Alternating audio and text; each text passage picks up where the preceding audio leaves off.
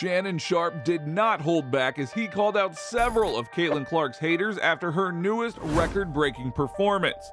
The discourse surrounding Caitlin Clark has gotten uglier and uglier over the past few months.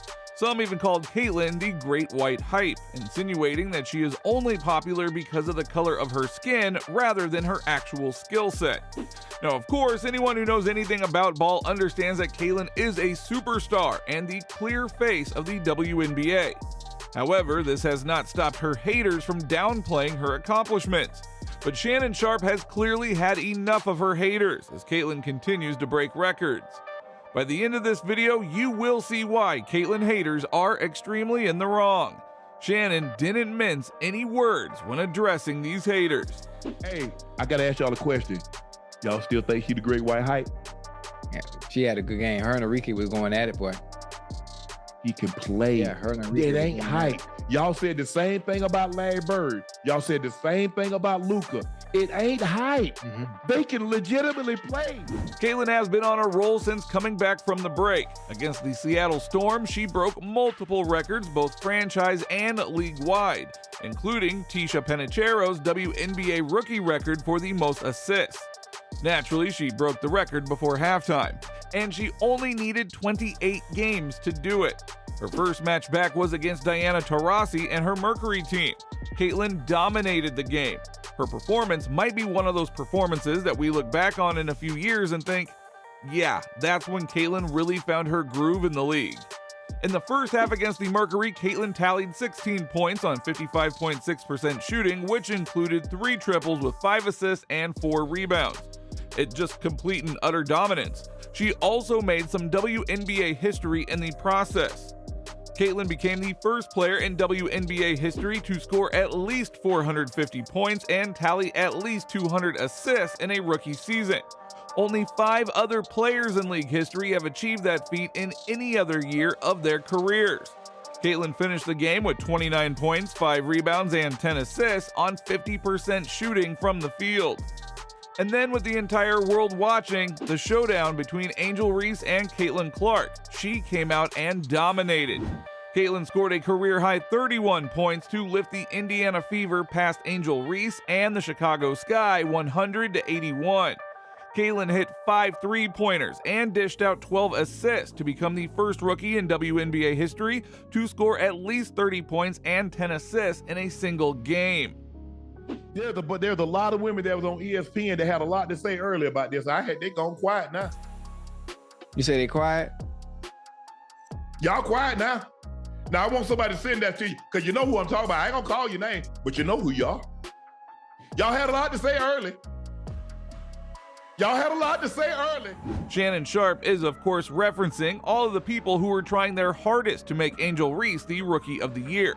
Some even went as far as to dig up plus and minus records and net ratings to try to support their argument.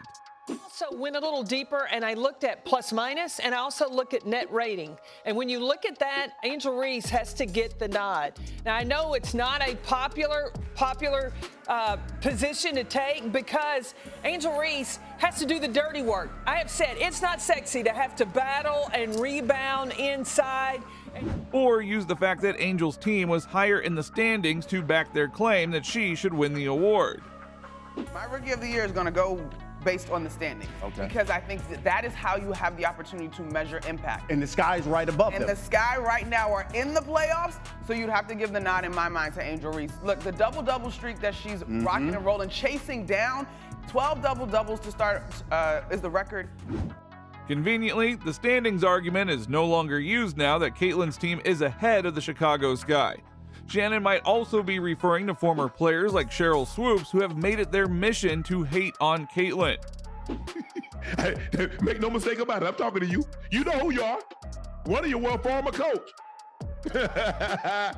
I get a little bit more specific. Some of you played the game. Now I want y'all to have that same thing when y'all were talking. Don't get mad now. It is no hyperbole to say that Caitlin Clark is putting together one of the most legendary rookie seasons of all time. Expectations were at an all-time high after she announced that she would be taking her talents to the WNBA. It seems as if you were a Caitlin Clark believer, you are on the right side of history. Not only has she lived up to the crazy high expectations, but she has surpassed them in many ways. She said, Kelsey, you tired right now? Now it's my turn. She come out that pick, fade to the left. Y'all know when she go to the left, you know what she gonna do. It's like LeBron James. When he look down at his hand, at the ball, y'all know he gonna shoot that 3 in your eye. Step back, yeah. When she go to that left and she start fading, wop wop. It is safe to say that she entered the WNBA season with higher expectations than any other rookie. Right away, people expected her to not only dominate, but carry the league on her shoulders. Most rookies come into the league and ride the bench for a while and work on their skill set. A few special cases might start right away, but then there are those ultra special cases who not only start, but make a big impact. Now, Caitlin went beyond this. She was tasked with leading the Indiana Fever back to relevance after a 7-year playoff drought, along with carrying the WNBA to new heights. What other rookies had to take on such responsibility? Even in the NBA, when Wemby made his debut, people applauded him and gave him props, despite his team being one of the worst in the standings. But Caitlin would not get the same type of leeway. Along with the record for the most consecutive point assist double-doubles in a rookie season, the most double-doubles by a rookie guard, the first rookie to record a triple-double, the single-game leader in three-point field goals made by a rookie, and she is the youngest player to record a double-double with points and assists in back-to-back games. Just like Tiger, they said the same thing about Tiger. This ain't the amateurs. This ain't college. Right. You can't run roughshod over these guys. And guess what? I just saw Scotty Scheffler win a $25 million tournament today, the FedEx Cup. $25 million, made $62 million, thanks to Tiger. Shannon is talking about the impact that Caitlin is having on women's basketball. Because when you are a superstar, you have to do more than win games. You have to generate views. That's part of the deal. And well, in that sense, she has exceeded expectations. Not only has she been rewriting history on the court, but she is changing the way the organization does business. Caitlin's highly anticipated WNBA regular season debut, perhaps unsurprisingly, broke ESPN's WNBA viewership record. Before this season, the WNBA had no game with more than 1 million viewers since 2008.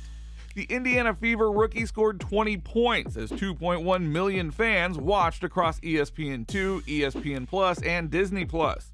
It was the most watched WNBA game on any ESPN platform in history. The Fever-Sun matchup peaked at 2.3 million viewers. Caitlin's third game of the season came against the New York Liberty. It became the most viewed WNBA game on ABC in league history. Viewership for the game saw an average mark of 1.71 million and peaked at 1.96 million. The only game that she was not involved in for the top viewed matchups was the Minnesota Lynx versus the New York Liberty in late May. 12 out of the 13 new viewership records this season have involved Caitlin and the Indiana Fever. The game between the Indiana Fever and the Chicago Sky was the most watched WNBA game on any network in 23 years. The last time a WNBA game pulled in these numbers, Caitlin wasn't even born yet. Shannon even went as far as to compare Caitlin's impact to what Michael Jordan did for the men's game. Look at the money MJ got. It wasn't nobody, a whole lot of people doing those shoes before MJ. Right. Don't let nobody fool you now. They had a few guys, but they wasn't making the money like they're making now. Guys getting 10, 15, $20 million. LeBron James, lifetime contract. Steph Curry, lifetime contract. Kevin Durant, lifetime contract. Kobe Bryant, they still making Kobe. Right. Now, Caitlin's playmaking has elevated her Fever teammates as well. Aaliyah Boston is having the best season of her career and was named to the All-Star team. She also received the second most fan votes of any player. Caitlin and Aaliyah Boston became the first duo in Fever history to record 20-point double-doubles in the same game. Both of them were cooking the Mercury. However, that wasn't Caitlin's only accomplishment. She also had 7 first-quarter assists, which broke a franchise record. She now has the Fever record for both assists in a single quarter and assists in a single game. On top of that, Caitlin's other teammate, Kelsey Mitchell, also made the All-Star team. Having Caitlin on the team makes it so much easier for her teammates to play their roles. Besides, all they really have to do is hustle and make the right cuts because Caitlin will find them thanks to her pinpoint passes and even a few unbelievable bounce passes that leave the defense confused. They're just polarizing. There are going to be people a certain level. There are going to be a number of people that love them, and they're going to generate a certain level of hate, a vitriol. Always. But you look at the jersey sales, you look at the attendance, you look at the eyes that actually watching the game. Everything is up. It was never a doubt that Caitlin would eventually become an elite player. But what's surprising is just how quickly she has done it. In fact, the in-season adjustments she has made really set her apart from her peers and showed off her incredible basketball IQ. With the WNBA season coming to an end soon, Indiana has a 17-16 record and is 6th place in the standings. The turnaround to becoming a playoff contender is impressive, considering the Fever opened the season with a 3-10 record, which was the second worst in the league over that span. One reason for this turnaround has been the fact that Caitlin had time to adjust to the WNBA. Before, she just basically went from college straight to the league and had one of the toughest schedules. The odds were stacked against her. But true superstars can overcome any odds, and Caitlin Clark is a bona fide superstar.